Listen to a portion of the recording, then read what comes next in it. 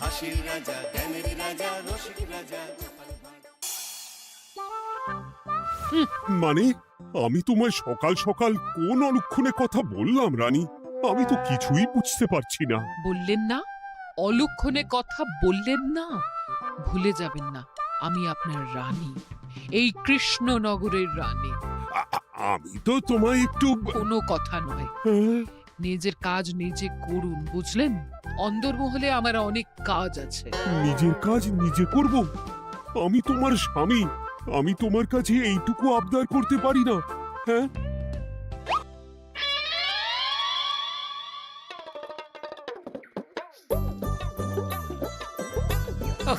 আজ গিন্নির সাথে বচসা করতে গিয়ে দেরি হয়ে গেল। মহারাজ আবার আমার দেরি দেখে রেগে না যান।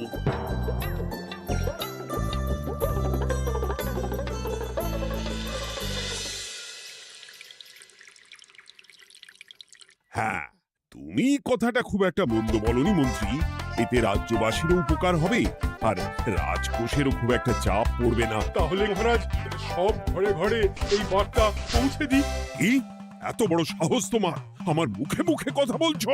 যাও, বেরিয়ে যাও বলছি আমার চোখের সামনে থেকে। তোমায় আর দেখতে চাই না। আমি আবার কি বললাম মহারাজ? কি বললে মানে? কি বলতে বাকি রাখলে শুনি? বলছিলাম কি, অপরাধ নেবেন না মহারাজ, সেনাপতি তো। চুপ, একদম চুপ। আমি মরছি নিজের জ্বালায় আর তুমি ওই ভুল ভাল বলে আমার মাথা বিগড়ে দিতে চাইছো? মহারাজ রেগে আগুন, এই ছিলেন ঠান্ডা, এই তো মুখে হাসি ছিল, এখন হাতে ডান্ডা। কি বললে কবি? তুমি আমায় অপমান করলে? যাও, এক্ষুনি তোমরা সবাই দূর হয়ে যাও আমার সামনে থেকে। কাউকে চাই না আমি। এই মুহূর্তে রাজসভা আমি শূন্য দেখতে চাই, না হলে আজ সব কটার গর্দান নেব আমি। যাও বলছি।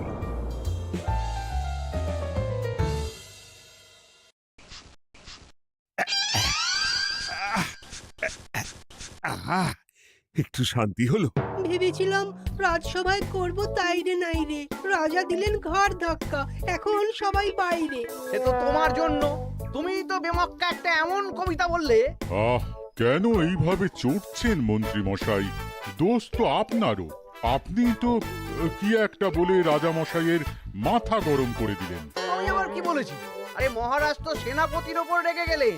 আরে বাবা, আমি আবার কি করলাম? পণ্ডিত মশাই কি সব বলে দিলেন, তখনই তো মহারাজ। এই আমার নামে একটা অসাধু বাক্য বললেই আমি কিন্তু। এ কি কাণ্ড! কৃষ্ণনগর রাজসভার সভারত্নরা বাইরে বের হয়ে কি মহা হট্টগোল শুরু করলেন। মহারাজ সবাইকে একসাথে ঘাড় ধাক্কা দিয়েছে। ওরে বাবা, এতগুলো ঘাড়ে রাজামশাই একসাথে ধাক্কা দিলেন কিভাবে? আচ্ছা, দোষটা কে করলো? দোষ করেছে ও, দোষ করেছে ও। দোষ করেছে ও। দোষ করেছে ও। এবারেও কেউ একমত হতে পারলেন না কে দোষ করেছে। আচ্ছা বেশ, কি হয়েছে কেউ একটা খুলে বলুন দেখি। আমি বলছি, মহারাজ বেশ খোশ মেজাজি ছিলেন, কিন্তু হঠাৎ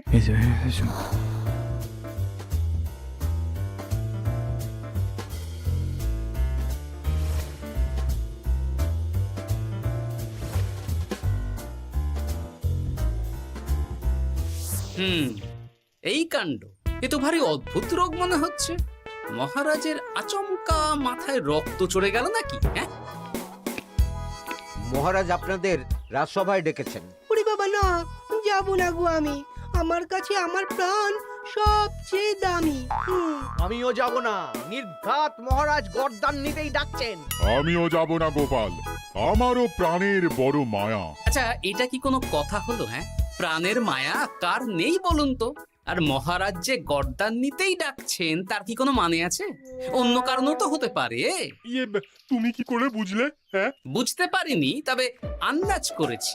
তোমাদের কথাতেই শুনলাম মহারাজ খোশ মেজাজেই ছিলেন, সহসা রেগে গেছেন। আবার যে সহসা খোশ মেজাজেই ফেরেননি, তাই কি বলা যায়? এটা তুমি বলনি তো বন্ধু, চলো সবে ফিরিয়ে আনি রাজসভার ছন্দ। আরে গোপাল, এসো এসো এসো। তা এত দেরি করলে কেন? বাকিরা কোথায়? তারা আসছেন মহারাজ, আপনি তাদের ডেকেছেন। তাদের ঘাড়ে কটা মাথা যে তারা আসবেন না।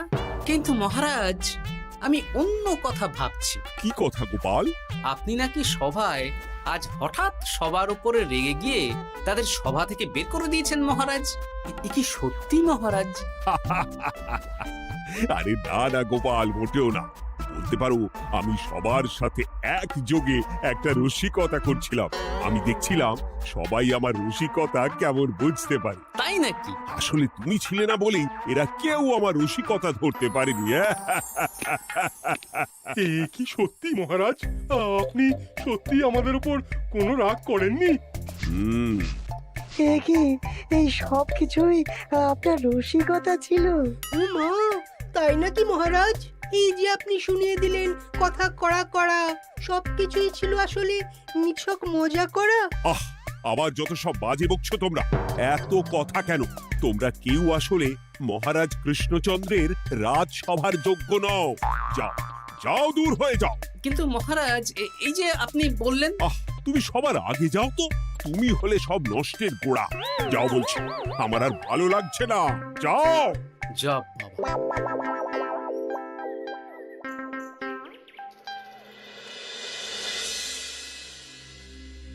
কি বুঝছেন? না না না, আমি তো সবই ঠিক দেখছি রানীমা। হ্যাঁ, এটা ঠিক যে নারীর গতি কিঞ্চিত চঞ্চল বটে, তবে তা তো হতেই পারে। বাকি সবটাই ঠিকই আছে। তাহলে এমন হচ্ছে কেন? মহারাজ এইভাবে যখন তখন রেগে যাচ্ছেন কেন? আজ শুনলাম আপনাদের সভা থেকে দুবার বের করে দিয়েছেন, আবার ফিরিয়ে এনেছেন। হুম হুম হুম। আমি ওষুধ পাঠিয়ে দিচ্ছি, আর মহারাজের কিঞ্চিত বিশ্রামের দরকার। হ্যাঁ, তোমার মাথা আর আমার মুন্ডু। বলি, আমি বিশ্রাম নিলে রাজকার্যকে চালাবে শুনি তুমি, নাকি ওই অকর্মার ঢেকি মন্ত্রী? না মানে ওই আমি। যাও, আর আমার কথা বলতে ভালো লাগছে না। আমাকে একটু একা থাকতে দাও।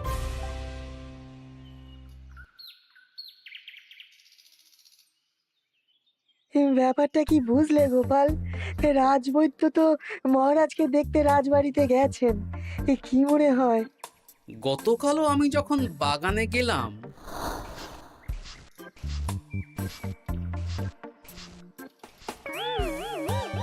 গোপাল, তোমার কি মনে হয় মহারাজকে কোন রোগে ধরেছে? এই রেগে যাচ্ছেন, আবার এই মাথা ঠান্ডা হয়ে গিয়ে ডেকে পাঠাচ্ছেন। আমি বলি কি গোপাল, তখন সবার সামনে বলিনি বটে, তবে এখন তোমার সামনে স্বীকার করতে বাধা নেই। কি কথা বিজ্ঞানী? মহারাজের এই রাগের কারণ হয়তো আমি। আমার মনে হয় আমার দোষেই উনি এরকম বারবার রেগে যাচ্ছেন। কেন? আসলে মহারাজ আমাকে একটা মাথা যন্ত্রণা সারার ওষুধ আবিষ্কারের দায়িত্ব দিয়েছিলেন, তো আমি অনেক চেষ্টা করেও সেই ওষুধটা আবিষ্কার করতে পারিনি। যেটা আবিষ্কার করেছি তাতে সেরকম কাজ হচ্ছে না। আমার মনে হয় ওনার মাথা ব্যথা থেকে এরকম হচ্ছে। সে যাই হোক, তুমি কিছু একটা করো গোপাল। মহারাজের অসুখ কিভাবে সারানো যাবে সেটা নিয়ে কিছু একটা ভাবো। ভাবতে তো হবেই।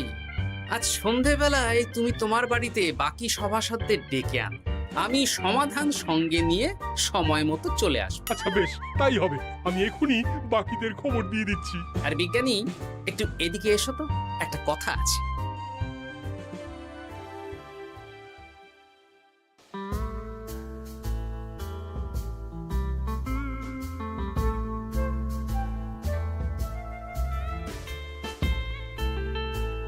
গো, বলি এইভাবে ঘুরলে কি মহারাজের ব্যামো সেরে যাবে? তা সারবে না। তার চেয়ে এক কাজ করি, কিছুটা আলু আর ছোলা সেদ্ধ করেছি, তার সাথে নুন, লঙ্কার গুঁড়ো আর লেবু দিয়ে মেখে আলু কাবলি বানিয়ে দিই, কি বলো? হ্যাঁ, দাও দাও দাও, মন্দ হয় না। মহারাজের মন উচ্চাটন। তার কি কারণ? মাঝে মাঝে আসছেন আর মহারাজ রেগে আগুন হয়ে যাচ্ছেন, আবার যেই সে ব্যামো ঠিক হয়ে যাচ্ছে মহারাজ সেই আগের মতন। তার উপর আবার সভাসদেরা মনে করছে তাদেরও কোনো দোষ আছে। তাহলে দুয়ে দুয়ে চার করতে হবে, কিন্তু কিভাবে কিভাবে কিভাবে?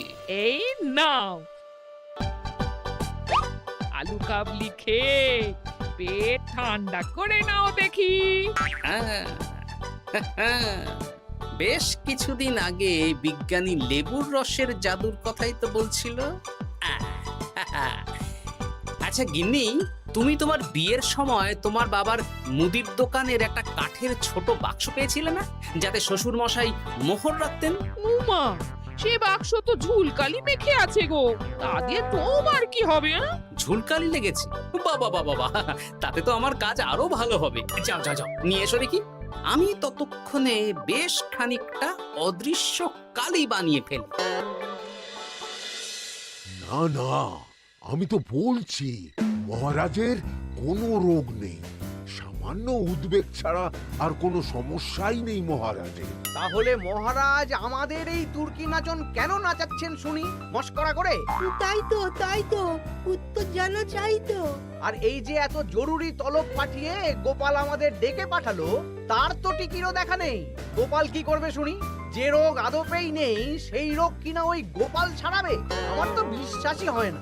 বিশ্বাসে মিলায় বস্তু, তর্কে বহু দূর, তাই না মন্ত্রী মশাই? পেলে গোপাল, মহারাজের রোগ সারাবার কোনো উপায় পেলে? আচ্ছা গোপাল, রাজবৈদ্য বলেছেন মহারাজের কোনোই অসুখ নেই, তা তুমি কি সারাবে শুনি? হ্যাঁ, রোগ হয়তো রাজবৈদ্য মশাই ধরতে পারেননি, কিন্তু কিছু তো আছেই যার জন্য মহারাজ এমন আচরণ করছেন, তাই না? তা তুমি বলো না মহারাজ এমন কেন করছেন, আর কি তার সমাধান? এক এক করে বলি। আমি ভেবে দেখলাম এর জন্য আমরাই দায়ী। বলো কি? আমরা সবাই কোনো না কোনো সময়ই মহারাজের রাগের কারণ হয়েছি, তাকে আঘাত দিয়েছি, বিষণ্ণ করেছি।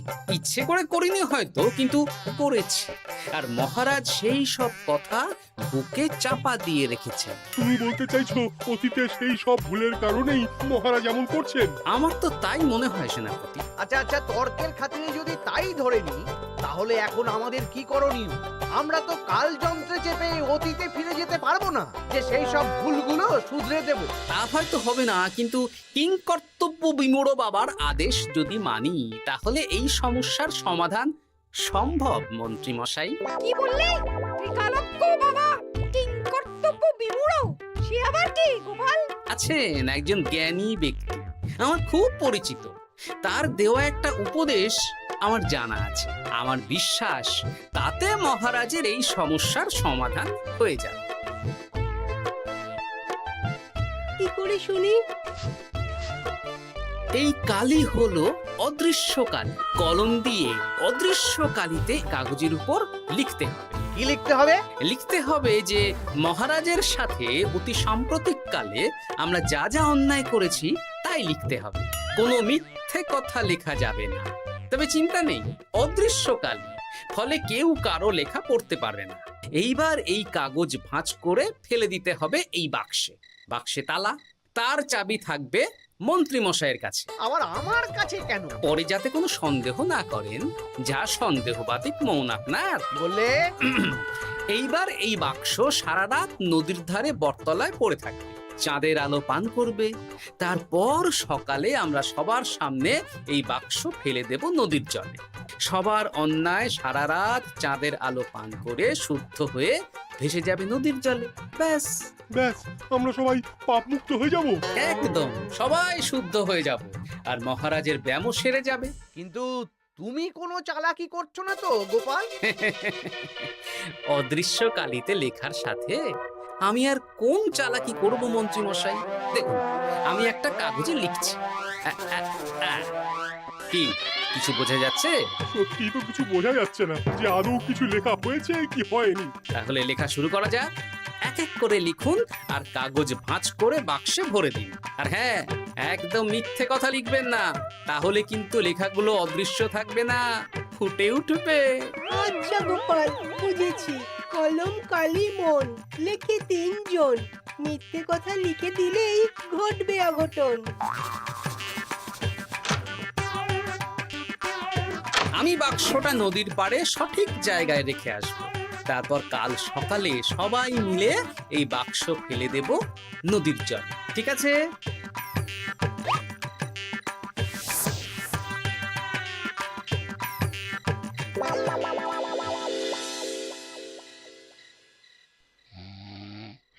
কথায় আছে, মনে যা আসে বলে যাও, ভুলেও লিখো না, তাহলেই বিপদে পড়বে।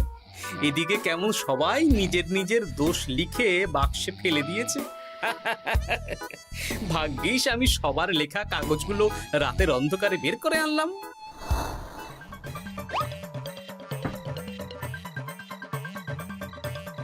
এইবার এই কাগজগুলো ঢুকিয়ে দিলেই কেল্লা ফতে। এখন সবার পাপের স্বীকারোক্তি আমার হাতের মুঠোয়।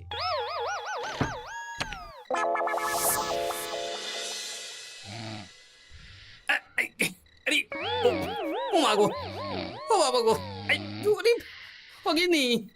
বলি নাক ডেকে তো ঘুমোচ্ছ, আর পিঠটা একটু চুলকিয়ে দাও দেখি। এই জন্যই তো মাথাটা যায় গরম হয়ে। আরে, এই সহজ ব্যাপারটাই তো আমি বুঝতে পারিনি। মহারাজের অসুখ তাহলে এই।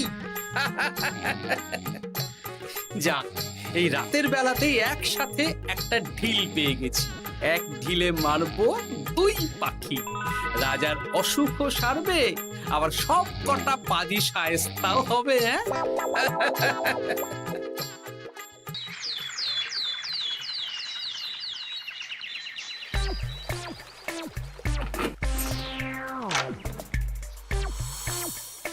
কি এইবার শান্তি হয়েছে তো মন্ত্রী মশাই?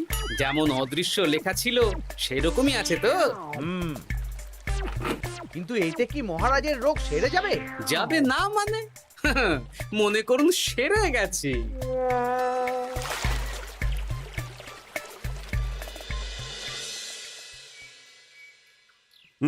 তাহলে আজকে সভার কাজ শুরু করা যাক। ক্ষমা করবেন মহারাজ, সবার কাজ শুরু করার আগে একটা দরকারি কাজ আগে করা দরকার। না হলে আবার কখন আপনি আমাদের কারো উপর রেগে যাবেন আর আমাদের সভা থেকে তাড়িয়ে দেবেন, তার তো ঠিক নেই, তাই না? আহ গোপাল, আর বিরক্ত করো না। আমার এত সাহস নেই মহারাজ যে আমি আপনাকে বিরক্ত করব। আমি তো জানি নিজের পিঠ যখন নিজে চুলকোনো যায় না, আর কেউ থাকে না সেই পিঠ চুলকিয়ে দেবার মতো, তখন কিরকম বিরক্তি জেগে ওঠে, তাই না মহারাজ? এ কি গোপাল, তুমি এত কিছু কি করে জানো? জানাই তো আমার কাজ মহারাজ। আর এও জানি যে আপনার এই বিরক্তির পেছনে সভাসদগণের ভূমিকা ঠিক কি। তার মধ্যে তুমিও আছো গোপাল, তাই না? আছি, পুরো মাত্রায় আছি মহারাজ। তবে হ্যাঁ, আমি কিন্তু তাই বলে রাজকোষের হিসেবে গোলমাল করে মহারাজের কোপের কারণ হইনি মন্ত্রী মশাই। এটা কি গোপাল আন্দাজে বলছে? না হলে কাল অদৃশ্য কালিতে আমি কি লিখেছি সেটা জানলো কি করে? এই, আমি যা লিখেছি সেটাও কি গোপাল পড়ে ফেলেছে নাকি? যাকে পড়লেই বাকি, সব লেখা তো ওই নদীর জলে ভেসে গেছে। আমি যে লিখেছি তার প্রমাণ কি? তবে আর চিন্তা নেই মহারাজ, সমস্যার সমাধান হয়ে গেছে।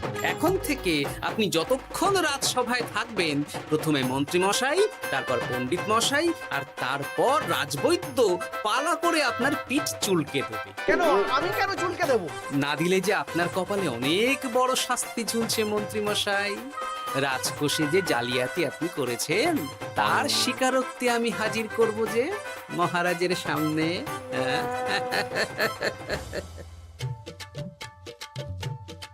এই নিন মহারাজ, মন্ত্রী মশাইয়ের পাপের স্বীকারোক্তি। আপনি আগে মন্ত্রী মশাইয়ের লেখাটা পড়ুন, তারপর একে একে সকলের স্বীকারোক্তি দিচ্ছি। এ কি মন্ত্রী, তুমি রাজকোষ থেকে 500 মোহর চুরি করেছো, আর তার বদলে সেই হিসেব তুমি পুকুর পাড় বাঁধানোর খরচ হিসেবে দেখিয়েছো। এই সেরেছে, এটা ফুটে উঠলো কি করে? সে অনেক কাণ্ড মন্ত্রী মশাই, বাকিদের সবারটাই আছে, এত জেনে কাজ কি? না না, জানতে তো হবেই। তাহলে শুনুন, এই অদৃশ্য কালি আসলে লেবুর রস। গতকাল রাতে আমি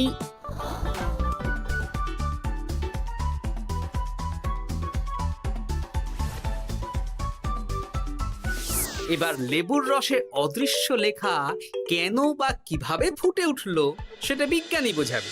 লেবুর রসে লেখা আগুনের তাপে ধরলে ফুটে ওঠে, কারণ লেবুর রসে থাকা অম্ল কাগজের সাথে থাকা শ্বেত সারের সাথে বিক্রিয়া করে এবং তাপ পেলে সেই বিক্রিয়া দ্রুত হয়ে কাগজের শ্বেতসার রাসায়নিকভাবে পরিবর্তিত হয়ে গাঢ় রং ধারণ করে। অনেক দিন আগে বিজ্ঞানীর কাছে ব্যাপারটা জেনেছিলাম, আজ কাজে করে দেখালাম। এবার মন্ত্রী মশাই দেখুন, মহারাজের সেবা করা ভালো না তার বদলে চাবুক খাওয়া ভালো?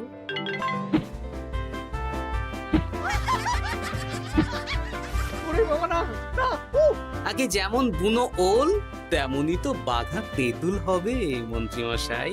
যা, রাজা মশাইয়ের মেজাজ আবার বিগড়ে যাওয়ার আগেই কাজ শুরু করে দিন ও বাকিদেরকে সেবা করার সুযোগ করে দিন। আজ থেকে ভুল হলে শুধরে নেব ভুলকে। মন্ত্রীমশাই মহারাজের পিঠ দেবে চুলকে।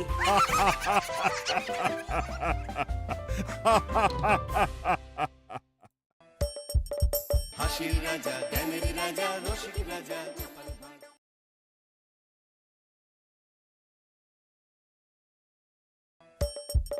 হাসির রাজা জ্ঞানের রাজা রসিক রাজা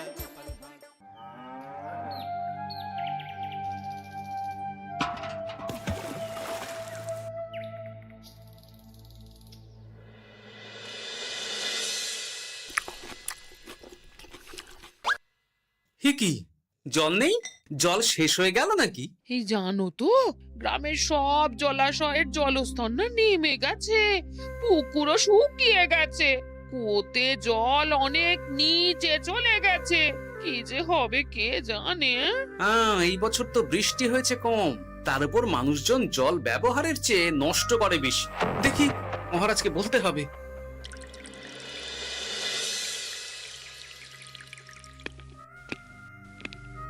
এই তো গোপাল এসে গেছে।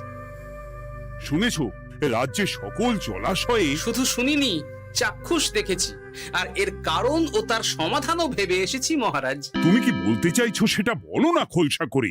মহারাজ, আসন্ন দিনে জলাভাব মেটানোর একটাই উপায়, তা হলো প্রজাদের উপর কর চাপানো। মহারাজ, আমার ঠাকুরদা বলতেন, যা মেলে মূল্য বিনে তার মূল্য কে আর জানে। আমরা যেহেতু জলের মতো এত মূল্যবান সম্পদ বিনামূল্যে পাচ্ছি, তাই একে গুরুত্ব দিতে শিখিনি। সবাই মিলে দেদার জলের অপচয় করছে। আমি এই অপচয়ের বিরুদ্ধে কর বসানোর পরামর্শ দিচ্ছি মহারাজ। জলের জন্য দেবে দাম, ছুটে যাবে কাল ঘাম। হ্যাঁ, যখনই জলের জন্য কর দিতে হবে, তখনই জলের অপচয় বন্ধ হবে। এতে লাভটা কি হবে গোপাল? মানুষ কম জলে কাজ করা শিখে যাবে, ফলে আগামী দিনে যদি জল সম্পদ কমেও যায়, এই কৃষ্ণনগরের প্রজারা আগে থেকেই তার জন্য প্রস্তুত হয়ে যাবেন। কিন্তু আমি আমার প্রজাদের কাছ থেকে জলের দাম নেব গোপাল? না মহারাজ, কর বাবদ যে অর্থ উপার্জন হবে তার সাথে আপনার দান মিলিয়ে রাজ্যের মধ্যে একটা বিরাট কৃত্রিম জলাধার বানানো হবে। বাহ বাহ বাহ! যেখানে বৃষ্টির জল সংরক্ষণ করা যাবে মহারাজ। এতে সারা বছর ধরে আর কোনো জলের অভাব থাকবে না মহারাজ। গোপালের প্রস্তাব বড় ভালো লেগেছে। আগামী দিনে ইতিহাসে এই কর্মযজ্ঞের কথা লেখা থাকবে বলেই আমার বিশ্বাস।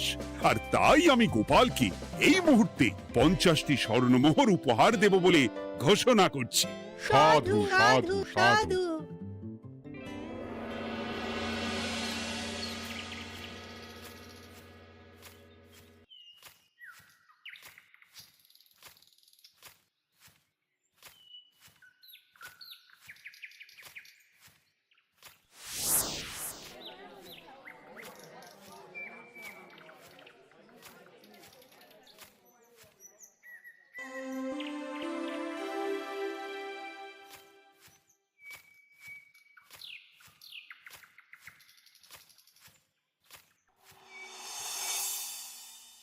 মানে আমার এই এতটুকু স্বাদ তুমি পূর্ণ করবে না?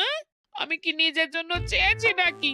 সবই তো পাবে তোমার মেয়ে আর জামাই। হ্যাঁ, সে বুঝেছে গিন্নি, তাই বলে এতগুলো মুদ্রা আমি খরচ করতে পারবো না। পারবে না? আমি তাঁতির বাড়ি থেকে মেয়ে জামাইয়ের জন্য কয়েকটা শাড়ি আর ভালো পাঞ্জাবি কিনে একটু পাঠাবো। কিন্তু এখন আমার কাছে অত মুদ্রা নেই গিন্নি, পরে পেলে আমি ঠিক তোমার স্বাদ পূরণ করব। আবার বাজে কথা বলার জায়গা পাও না তুমি। এতক্ষণ কোথায় ছিলে গো? আমি বেলায় নদীর পাড়ে গিয়েছিলাম, তখন কমলা আমাকে বলল তোমায় নাকি দেখেছে। কি দেখেছে?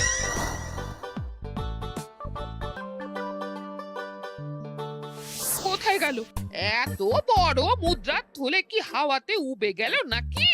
এই রে, এ তো মহা ঝামেলা। কখন কে যে গিন্নিকে খবর দিচ্ছে সেটা টেরও পাইনি। বলি মুখে কুলু পাটলে যে বড়, বলি রাজা মশাইয়ের কাছ থেকে যে এত রোজগার করো, সেই মুদ্রা যায় কোথায়? আহ, কানের মাথা খেও না তো। আমি কি তোমার কোনো কিছুর অভাব রেখেছি? বলো একবার। খাওয়া পড়া কোনো কিছুর তো কোনো খামতি নেই তোমার। মানছি রাখোনি, কিন্তু তাই বলে আমিও তোমার স্ত্রী, তোমার গিন্নি গো, গিন্নি, তাই না? আমার তো জানার অধিকার আছে নাকি যে তোমার উপার্জনের অর্থ করি সব কোথায় যাচ্ছে? জানবে জানবে, সব জানবে।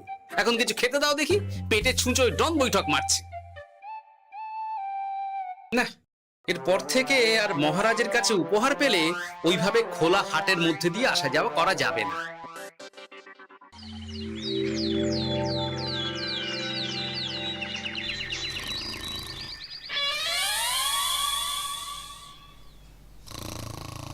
তোমার আর কোনো চিন্তা নেই গোপাল, আমি তোমার মাসোহারা তো বাড়িয়ে দিলাম, সঙ্গে প্রত্যেক দিন তুমি 10 মোহর করে পারিতোষিক পাবে। এই নাও। আহ, এই ভোরবেলায় একটা জব্বর স্বপ্ন দেখা গেল বটে। এই স্বপ্ন খুলে গেলে আর কোনো চিন্তা নেই। গিন্নি, ও গিন্নি, বলি গেলে কোথায়? গিন্নি, সাড়া নেই। ও গিন্নি, রাগ করলে নাকি গো? আরে এসো এসো, এমন একটা স্বপ্ন দেখেছি না যে তোমার আর কোনো চিন্তা থাকবে না গিন্নি। মোহর আর মুদ্রা একেবারে ঝরে পড়বে গো।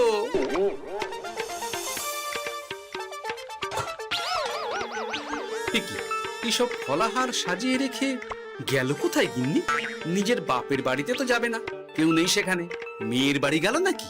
না, মেয়ের বাড়িতে তো গিন্নি যায় না। তাহলে না না, খালি পেটে এত ভাবতে পারছি না। আগে মুখ হাত ধুয়ে এসে কিছু খেয়ে নি, তারপর দেখি গিন্নি কোথায় গেল। না, গিন্নিকে তো কোথাও দেখলাম না। গেল কোথায়? যাকে আগে রাজবাড়িতে তো যাই, ফেরার সময় না হয় আবার খোঁজ নেব, ততক্ষণে ফিরেও আসতে পারে।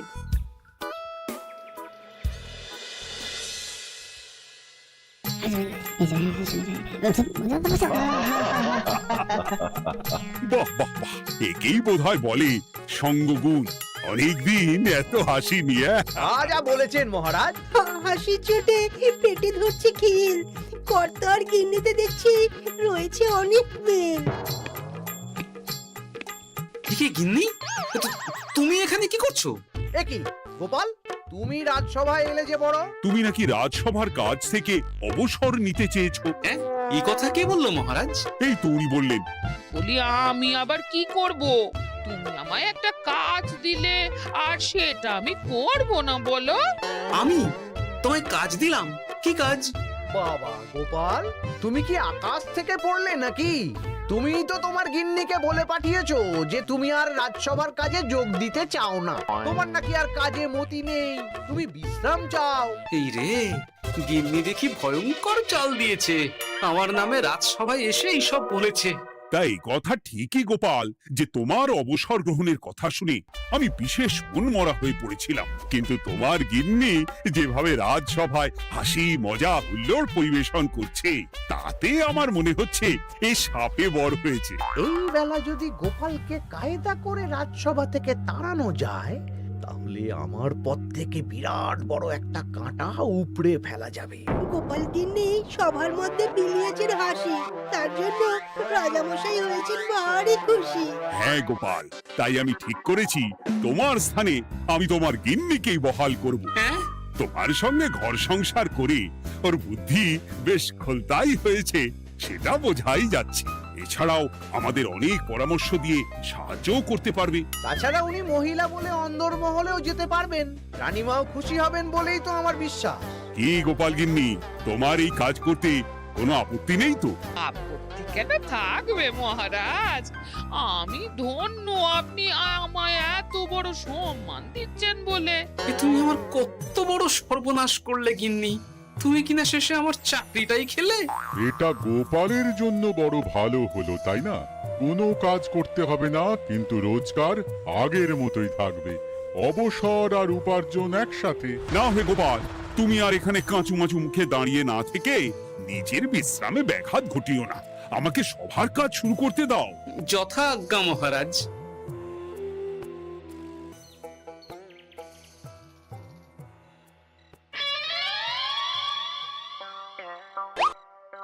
মানে মহারাজ সমস্যার সমাধান করতে দিয়েছেন তোমাকে, আর তার উত্তর দেব আমি?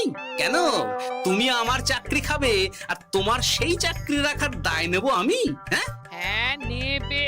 মানে কাল রাজসভায় মহারাজের সমস্যার সমাধান করব, সেই মতো কথা দিয়ে এসেছি। হ্যাঁ, আগাম 10টা মুদ্রাও বাগিয়ে এনেছি, তার থেকে তোমায় একটা মুদ্রা দিলাম। এখন মানে মানে আমাকে উত্তর বলে দেবে, না হলে আমি কেন দেব? আমি পাবো একটা মুদ্রা আর তুমি আমার কাছে উত্তর জেনে নিয়ে সেটাই বলে পাবে 9 মুদ্রা। কিছুতেই না। বলবে না? না। তাহলে ভালো করে শুনে রাখো, আজ থেকে ঘরের উনুনে হাঁড়ি চড়বে না। চাকরি তো খুইয়েইছ, এবার না খেয়ে প্রাণটা খোয়ানোর জন্য তৈরি হয়ে যাও। হ্যাঁ। ওরে বাবা, এমন কথা কেন বলছো গো গিন্নি? তুমি তো জানো যে খিদে একদম সহ্য করতে পারি না। এখন যদি তুমি এইসব বলো তাহলে আমার রক্ষে নেই গো। বেশ, তাহলে আমি যা জানতে চাইছি শ্বশুর শ্বশুর করে বলে ফেলো দেখি। আমি কি শাঁখের করাতে পড়লাম রে বাবা। ঠাকুর, এত দুর্ভোগ লেখা ছিল, ঘরে বাইরে সব জায়গায় এত হেনস্থা যে সহ্য করা যায় না ঠাকুর।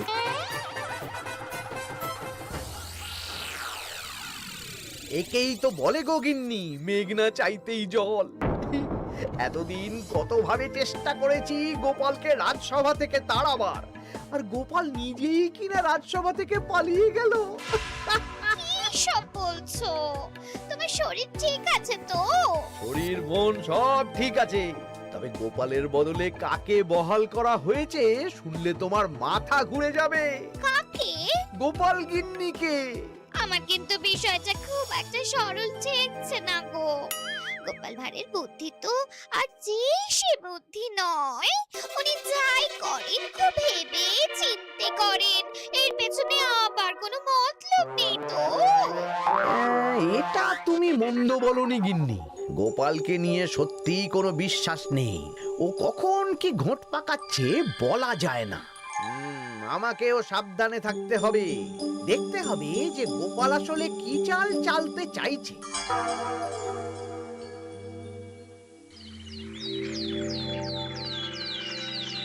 হ্যাঁ গোপাল গিন্নি, এই একটাই প্রশ্ন আমায় সারা রাত ধরে জাগিয়ে রেখেছে। মানুষ মরে ভূত হয়, ভূত কি মরে? তাহলে ভূত মরলে কি হয়? মানে মহারাজ, এই প্রশ্নের উত্তর আমার আজকে দিতে ইচ্ছে করছে না। হ্যাঁ, আমি না হয় আপনাকে আগামীকাল এই প্রশ্নের উত্তর দেব, ঠিক আছে? হ্যাঁ, গাছ থেকে পড়ে গেলে জাপটে ধরে ডালকে। আজকের প্রশ্নের উত্তর উনি দেবেন কালকে। না হে গোপাল গিন্নি, তা হয় না। এই প্রশ্ন আমাকে সারা রাত বিচলিত করেছে। আবার যদি আজকেও এই প্রশ্নের উত্তর না পাই তাহলে তো আবার একটা নিদ্রাহীন রাত আমাকে কাটাতে হবে। মানে আমি বলছিলাম কি মহারাজ, গোপাল গিন্নি তো সদ্য এই কাজে বহাল হয়েছে, তাই তাকে তো একটু সময় দেওয়া দরকার নাকি? কিন্তু প্রশ্নের উত্তর না পেলে যদি মহারাজের শরীর খারাপ হয় তার দায় কে নেবে মন্ত্রী মশাই? এই রে, এখন আমি কি করব? এ তো মহা বিপদে পড়লাম দেখছি। আচ্ছা মহারাজ, ঠিক আছে ঠিক আছে, আমি এই প্রশ্নের উত্তর দেব, কিন্তু আমার না একটু সমস্যা আছে। খোলা হাওয়াতে গিয়ে না দাঁড়ালে আমার ঠিক মাথা খোলে না, তাই বলছিলাম। তাই না হয় যাও, হাওয়া খেয়ে এসে মাথাটা খোলতাই করে নাও, কিন্তু এই প্রশ্নের উত্তর আমাকে আজকেই দিতে হবে। হ্যাঁ, উফ, এই যে কি সমস্যা! সারাদিন ঘরে বসে থেকে থেকে তো আমার সারা গায়ে বাদ ধরে গেল। সেই সকাল বেলা আমাকে ফলাহার করিয়ে দিয়ে গিন্নি তো চলে গেছে রাজবাড়িতে চাকরি করতে। এদিকে আমার যে পেটে কিচ্ছুটি নেই, তার কি হবে? মহারাজ দোকানে গিয়ে যে ভালো মন্দ খাবো তারও উপায় নেই, তাহলেই তো কাঁড়ি কাঁড়ি খরচা। না, একবার দেখি তো উনুন ধরিয়ে অন্তত ভাতটা চাপাতে পারি কিনা, তাহলে গিন্নির ওই হাঁড়ি না চড়ার হুমকির হাত থেকে অন্তত বাঁচা যাবে।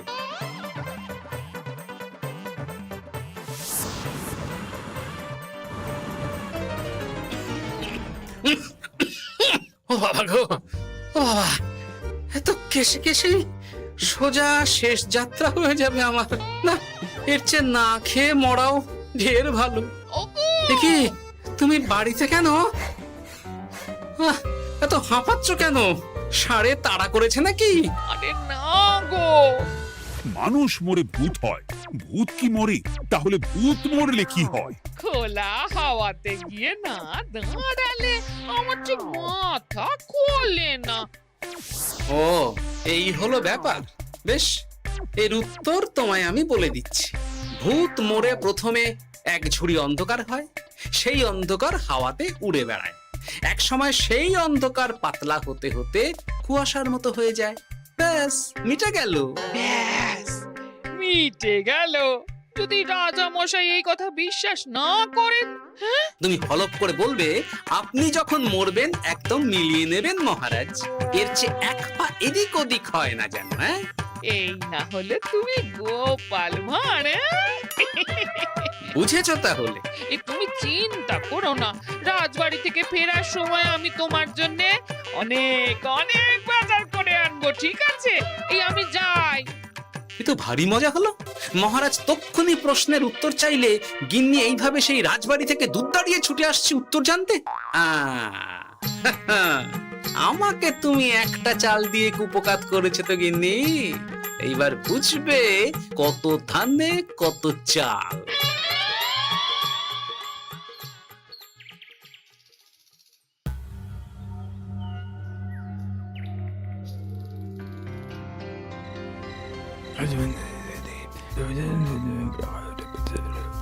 বুঝেছিস তো তোর কাজটা? খুব বুঝেছি গোপাল দাদা। নেই, এবার লেগে পড় দেখি।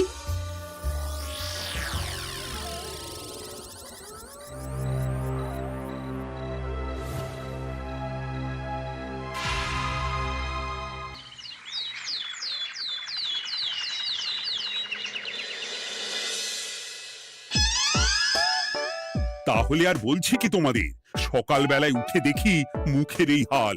এই কাণ্ড কি করে হলো মহারাজ? তার আমি কি জানি। আমি সকালে উঠে আয়নায় নিজেকে এই অবস্থায় দেখে খুব চিন্তায় রয়েছি। গোপাল গিন্নি, আগে মহারাজ, গোপাল থাকলে যে কাজ করত সেটা তো তোমাকেই করতে হবে। বলতে হবে এর সমাধান কি। হ্যাঁ মানে আমি হ্যাঁ হ্যাঁ, আমার মনে আছে। তোমার তো আবার হাওয়া না খেলে চলে না। যাও যাও, তাড়াতাড়ি হাওয়া খেয়ে এর উত্তর নিয়ে এসো।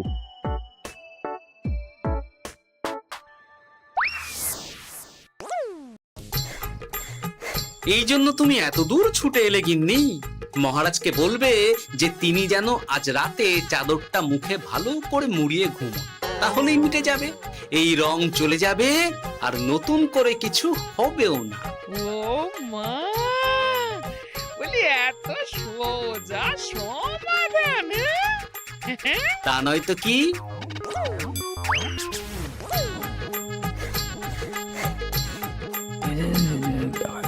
কাল সারা রাত আকাশে একবার দেখলাম চাঁদ উঠেছে, আর একবার দেখলাম ঘোর অমাবস্যা। এর কারণ কি? একই রাতে দুই তিথি হয় কি করে? মানে আর একটা সমস্যা। হ্যাঁ, এটা আগে বললেই তো হতো মহারাজ।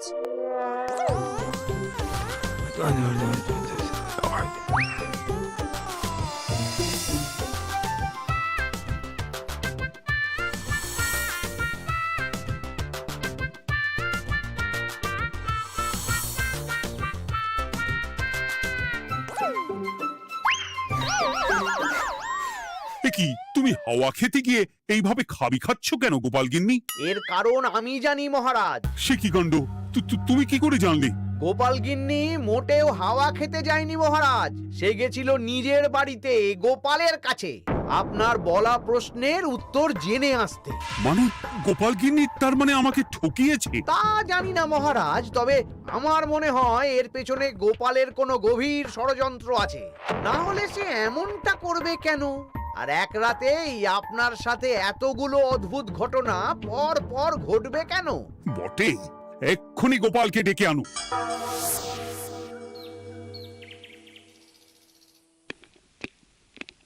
না মহারাজ, আমি সত্যি অবসর চেয়েছিলাম, আর তাই আমার গিন্নি আপনার কাছে এসে বলেছিল। ওর কোনো দোষ নেই মহারাজ। না মহারাজ, আমি মিথ্যে কথা বলেছি। হ্যাঁ, উনি আপনার কাছ থেকে পাওয়া সোনার মোহর নিয়ে বাড়ি যান না, তাই আমি ওকে শায়েস্তা করতে এই ফন্দি করেছিলাম। আসলে মহারাজ, আমি আপনার কাছ থেকে পাওয়া সোনার মোহর জল প্রকল্পের কাজে লাগাবো বলে কিছু জনকে নিয়ে একটা দল গঠন করতে গিয়েছিলাম, আর তাদের কাছেই ওগুলো রেখে এসেছি। এটা যদি আমার দোষ হয় তাহলে আমি ক্ষমা প্রার্থী মহারাজ। সাধু গোপাল, সাধু তোমার উদ্যোগ। এই কাণ্ড! আর এদিকে রাজবাড়ি থেকে বাড়ি, আর বাড়ি থেকে রাজবাড়ি করতে করতে আমার প্রাণ ওষ্ঠাগত হয়ে গেছে মহারাজ। ওহ, আমার ঘাট হয়েছে, আপনি আমায় ক্ষমা করে দিন মহারাজ। এইবার মজার টের পেয়েছ তো গিন্নি? আপনি আপনার আদরের গোপাল ভাঁড়কেই তার চাকরি ফিরিয়ে দিন মহারাজ। আমি যাই আমার হেসেল সামলাতে। কেলে পচা খুব ভালো করেছে বলতে হবে।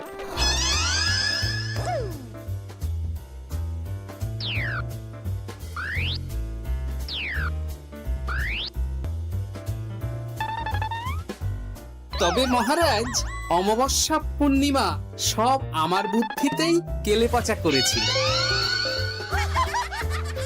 আপনার ওই মুখের রং, ওটি একটি বিশেষ রং যার আয়ু একদিন, তাই ওটা এমনিই মিলিয়ে গেছে। হ্যাঁ, সেই বরং ভালো। তুমি তোমার গিন্নিকে নিস্তার দাও গোপাল, তাছাড়া আমিও আমার গোপালকে ছেড়ে আর থাকতে পারছি না। যথা আজ্ঞা মহারাজ। আমারও যে আর এই অবসর ভালো লাগছে না মহারাজ। গোপাল ছাড়া রাজসভা যে লাগে ফাঁকা ফাঁকা, তাই তো আবার চাকরিতে তাকে বহাল রাখা।